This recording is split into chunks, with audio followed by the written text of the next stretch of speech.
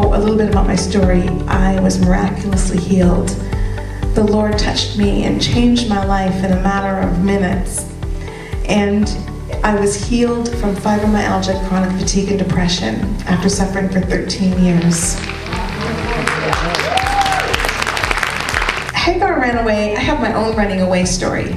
One of the things that I used to do was get up in the middle of the night because I was either in pain or I couldn't sleep, I had insomnia. So I decided to run away one night, got up in the middle of the night, and I took the keys to our van that we had at the time, walked out of our house.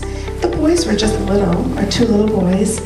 I walked out of the house in the middle of the night, and I got in our van, and I drove down the driveway, down the street, into the neighbor's driveway, around their circle driveway, and back out and back up the street and back into my driveway. I don't have a license.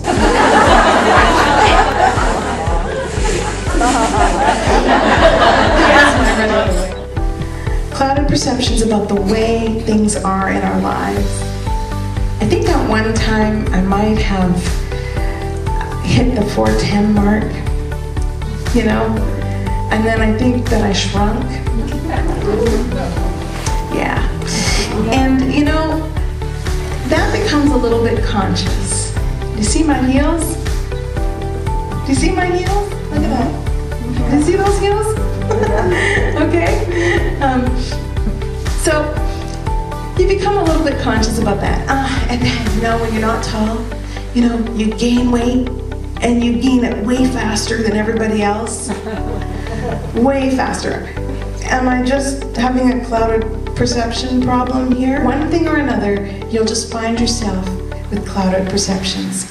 The only way to change that is to look at yourself through Jesus' eyes. So, where have you come from and where are you going? If we allow these lies, these clouded perceptions, offenses, and these hurts to truly dig their heels into our spirit man, into our hearts, then we become a pawn in the devil's game. Do you know that? You become a pawn in the devil's game. The devil loves to be able to help you take hold and grasp a hold of that lie. That's where you're at. But no, that's not where you're at, because your destiny is greater than those lies. Amen? Amen. You're a king's daughter. A lot of times we call ourselves redeemed. We call ourselves blessed. And then we boo-hoo about, I can't do this and I can't do that. I'm talking to the choir right here. I've done it. Okay? What is it to be redeemed? Redeemed means that you have been rescued from everything that this world is cursed. Because I've been fighting since last November with hormone fluctuations. I'm at that age. Yes, I am. I'm sorry. I'm just right now. And some reason I've just got these like cystic things happening. It's like acne all over again. I am not a teenager, okay? This is worse than when I was a teenager. And last night I saw one pop up. And it was like, okay, it's under the skin, and it's this little bump. I could see it, and I'm like, no. You know, we are redeemed from the curse of death on this world. We think, we have to go through cancer? Do we have to go through these things in our life?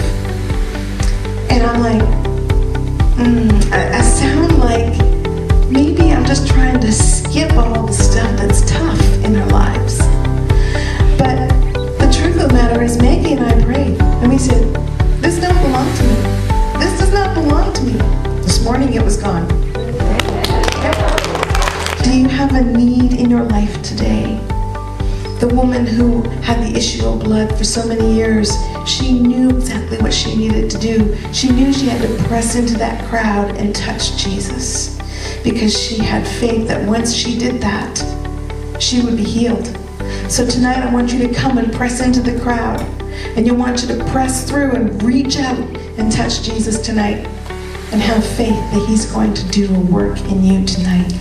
The unbreakable woman is a woman who bends before God. Her heart breaks for the things that break God's heart.